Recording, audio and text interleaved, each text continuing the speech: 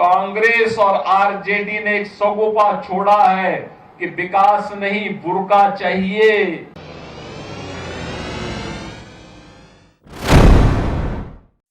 आदाब, मैं हूं मुमताज आलम रिजवी और मैं बात करूंगा बिहार में असेंबली इंतखाबात की। बिहार में असेंबली इंतखाबात हो रहे हैं, टिकटों की तकसीम चल रही है, पार्टियां अपने उम्मीदवारों के नाम का ऐलान कर रहे हैं।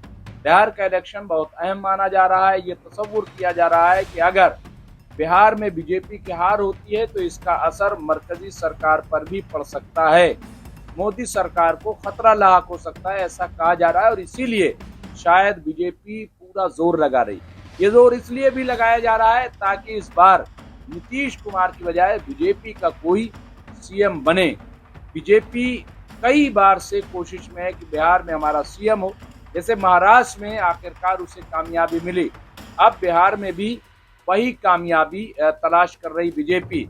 ऐसे में बीजेपी पूरा जोर लगा रही। वहीं आरजेडी और कांग्रेस, सीपीएम और दूसरे जो उनके एलाई हैं वो भी पूरी ताकत लगा रहे हैं। तो कहने का मतलब ये है कि बिहार का इलेक्शन इस वक्त शबाब पे है।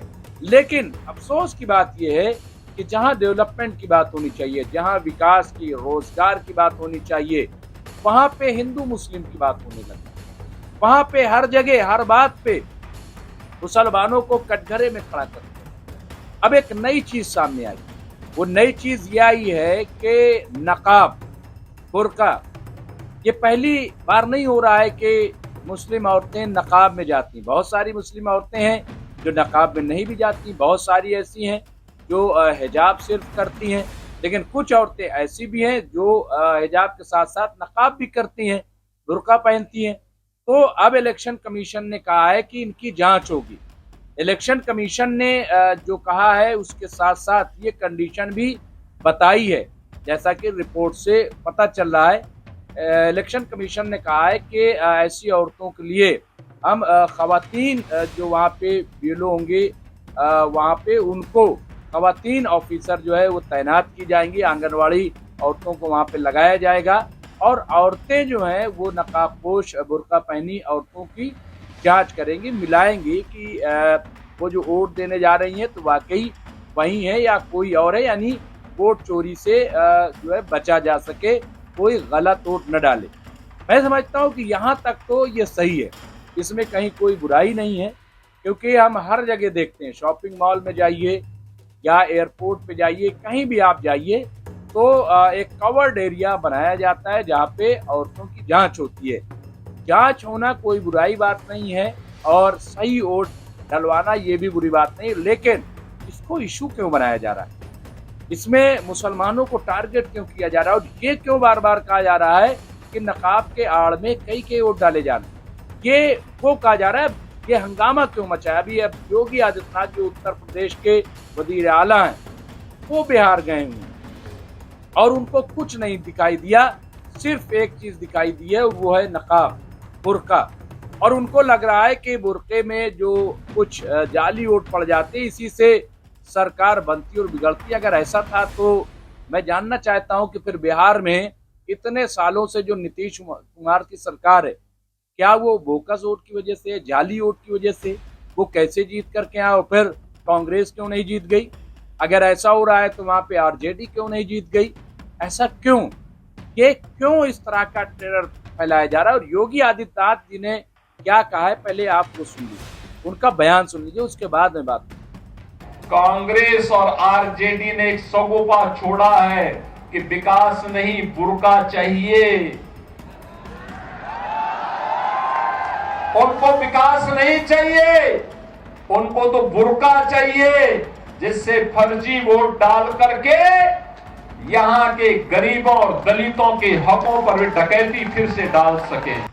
तो ये आपने सुना, ये वही बिहार है जहां पे ये इल्जाम लगाया गया है कि यहाँ पे लाखों की तादाद में वोटरों के नाम हटा दिए गए। उस पर चर्चा ना हो, उस पर बात ना हो। इसके साथ साथ अभी इसी बीजेपी सरकार में आप देखिए कई ऐसे इलेक्शन कमीशन पे सवाल उठाए जो राहुल गांधी, उन्होंने कि किस तरह से जाली वोट, यानी एक एक घर में 4-4, 5-500 वोट कैसे हो गए, कैसे निकले। कौन ये बनाने वाले? अभी मध्य प्रदेश में मैं देख रहा था कि वहाँ पे आधार कार्ड और वोटर आईडी कार्ड नकली वो पानी में फेंके जा रहे थे। कौन, किसने बनाया? और फिर अगर ये सब हो रहा है तो सरकार किसकी है? सरकार किसकी है? वो इसकी जांच करे, वो इसको चेक करे। लेकिन ये कि मुसलमानों को टारगेट करना और ये कहना कि साहब मुसलमान जो है वो जाली वोट डालता है, मुसलमान ही गलत करता है, ऐसा हरगिज नहीं।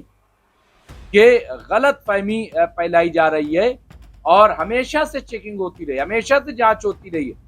ऐसा नहीं कि कभी जांच नहीं किया गया, लेकिन इस बार इसको एक माहौल बनाने के लिए, वही हमने कहा ना कि एक हिंदू मुस्लिम वो पैदा करने के लिए, तो मैं उम्मीद करता हूं कि बिहार के लोग होशियार हैं, समझदार हैं, वो हर चीज को समझते हैं। और मैं ये कहूँगा कि वो बहुत ही सोच समझकर वोट करें, वो गलत वोट न डालें, सही वोट डालें। और नकाब की जहाँ तक चेकिंग है, कवर्ड एरिया बनाया जाएगा, और अगर नहीं बनाया जा रहा है तो आप डिमांड कीजिए कवर्ड एरिया बनाया जाए। हालांकि इसमें कितना बहुत ज़्यादा टाइम नहीं होता, कुछ लोग कह रहे हैं कि इसमें बहुत टाइम होगा, कोई ऐसा टाइम नहीं है। सिर्फ जो है हिजाब हटा करके और चेहरा दिखाना, और वो भी खातून ये लोग के सामने, मैं समझता हूँ कि इसमें कहीं कोई ऐसी बात नहीं। इसको मुद्दा न बनाया जाए, इसको इशू न बनाया जाए।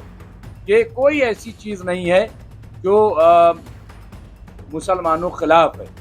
आप पूरा सहयोग कीजिए, पूरी मदद कीजिए और इसे इशू न बनने दीजिए।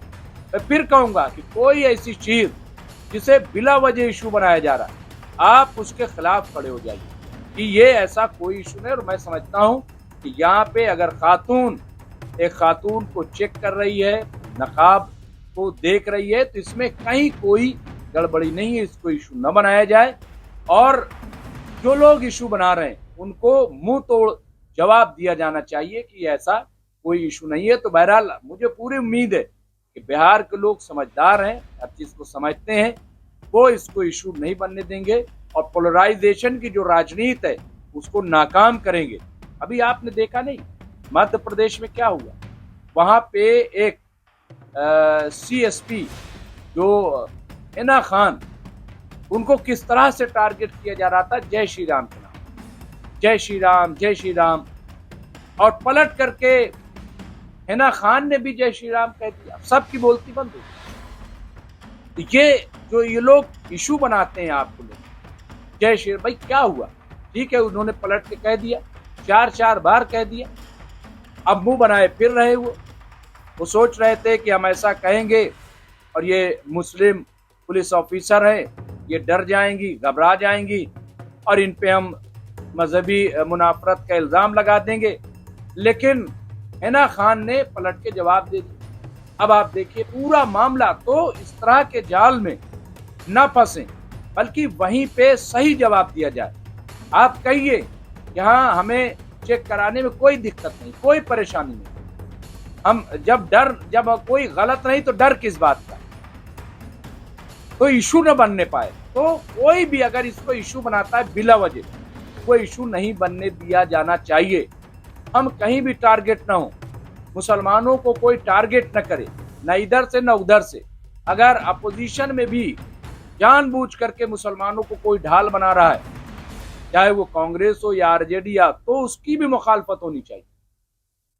कि हम कोई ऐसी चीज नहीं है कि आप हर जगह हमें इस्तेमाल करें, हर जगह हमारे नाम पे पॉलिटिक्स करें। उसमें हो क्या रहा है कि हम पिस रहे हैं बीच, तो हमें पिसना नहीं है, बल्कि जो सही है, हाँ ठीक है, चेक होना चाहिए, जांच होनी चाहिए। क्यों जांच नहीं होनी चाहिए? हम तैयार हैं इस बात के लिए। हम एक खातून BLO को दिखाएंगे अपना चेहरा कि देखिए, और मिलान कर लीजिए, चेक कर लीजिए। शफाफ वोटिंग के लिए हमें साथ आना चाहिए, ये करना चाहिए। बहरहाल हम उम्मीद करते हैं कि बिहार में ऐसा ही होगा, और ये जो बीजेपी राजनीति कर रही, पोलराइजेशन बात कर रही है, इसे रोकना पड़ेगा। और अपोजिशन से भी मैं कहूँगा कि वो भी बिला वजह इसको इशू न बनाए। कोई ऐसी चीज नहीं है कि जिसे इशू बनाया जाए। शफाफ वोटिंग होनी चाहिए, और ये तय करना हम सबकी जिम्मेदारी है। बहुत बहुत शुक्रिया, देखते रहिए MMC न्यूज इंडिया। और आपसे गुजारिश है कि हमारे जो टैग किए गए प्रोडक्ट हैं उसको जरूर आप देखें, आप न्यूज भी देखें और शॉपिंग भी करें। बहुत बहुत शुक्रिया। देखते रहिए एमएमसी न्यूज़।